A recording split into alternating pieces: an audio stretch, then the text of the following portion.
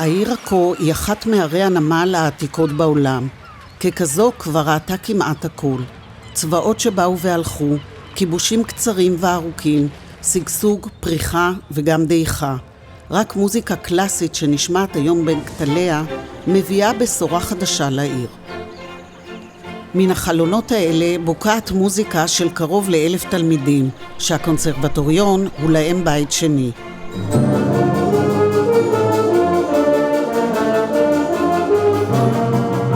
אני חושב שאנחנו אולי הקונסרבטוריון היחידי בארץ שמוכר על ידי משרד החינוך, זה קונסרבטוריון עירוני שהוא בעיר מעורבת. המשמעות היא שיש פה תלמידים מכל התרבויות שבאים מסוגי מוזיקה שונים.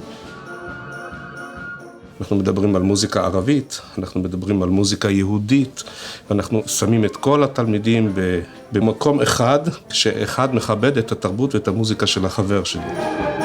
עכו זה עיר נהדרת, עם מלא שורשים וערכים והיסטוריה.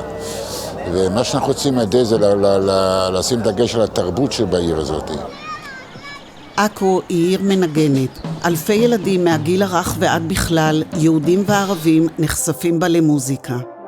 מנגנים בפועל כ-850 ילדים, המקבלים כאן שיעורים פרטניים, נגינה בהרכבים ותזמורת שמאחדת את כולם.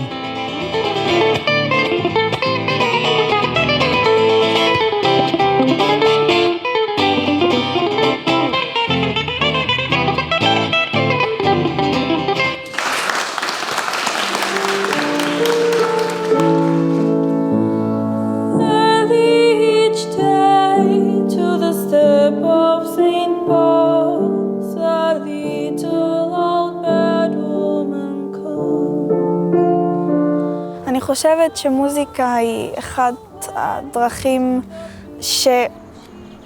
שכולם יכולים להתמצא דרכה, ומוזיקה הרבה פעמים יכולה לעזור לסדר מחשבות ולעזור לנו להתחזק. אני חושבת שמוזיקה היא מקום המפלט שלי. אני גדלתי במשפחה מאמצת, אני מטול כרם, ואימצו אותי בגיל פחות מחודש לעכו. אמא שלי אימצה אותי, ואמא שלי לצערי נפטרה בגיל 4, שהייתי בת 4, מסרטן.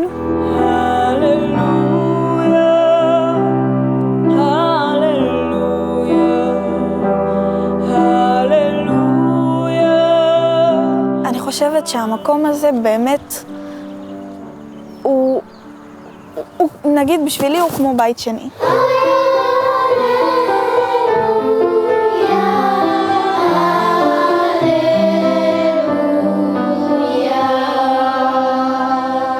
מה את מאחלת לעצמך?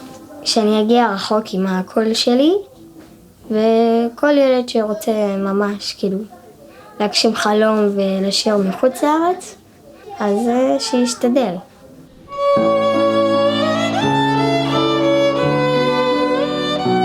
כדי להגיע רחוק, מוסיפים לשיעורים ולקונצרטים גם כיתות אומן עם מוזיקאים בעלי שם עולמי. השבוע הגיע לקונסרבטוריון בעכו הכנר הבינלאומי בן ה-95 עברי גיטליס.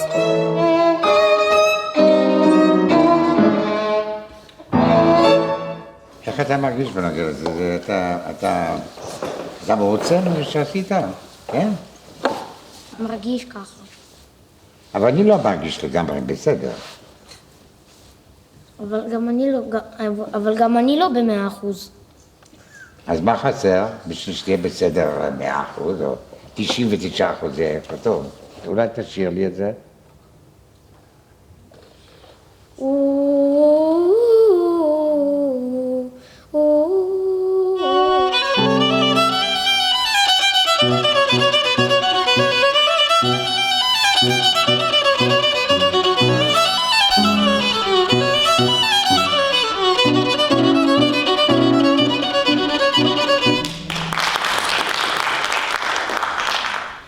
כל אחד יכול לנגן את זה, פחות או יותר. ואתה צריך למצוא את השפה שלך ישיר לכינור, אוקיי?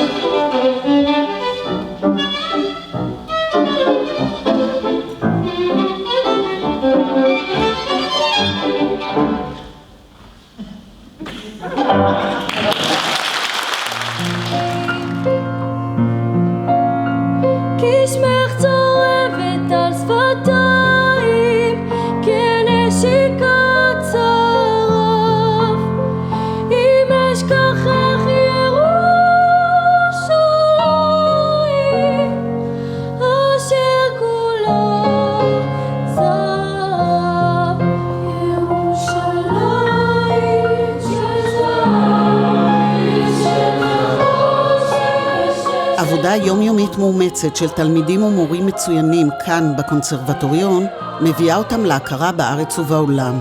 המקהלה והתזמורת של עכו מוזמנים הרבה להופעות בחו"ל.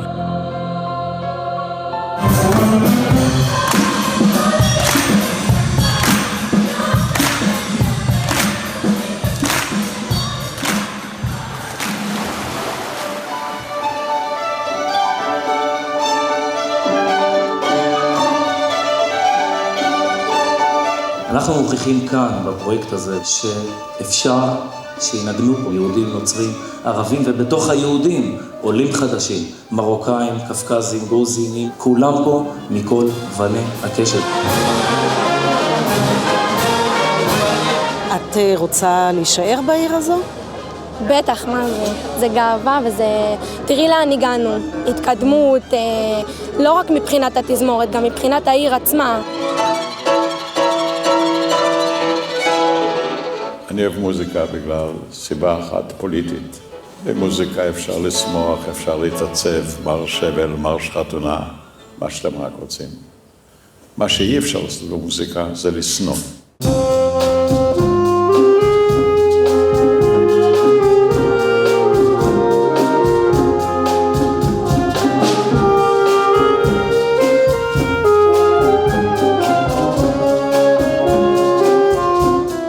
אני אישית ערבייה, נוצריה, ואני מנגנת עם כל הדתות וכל העדות, ויש לי חברות יהודיות וחברים יהודים, והמוזיקה זה מה שמחבר בינינו.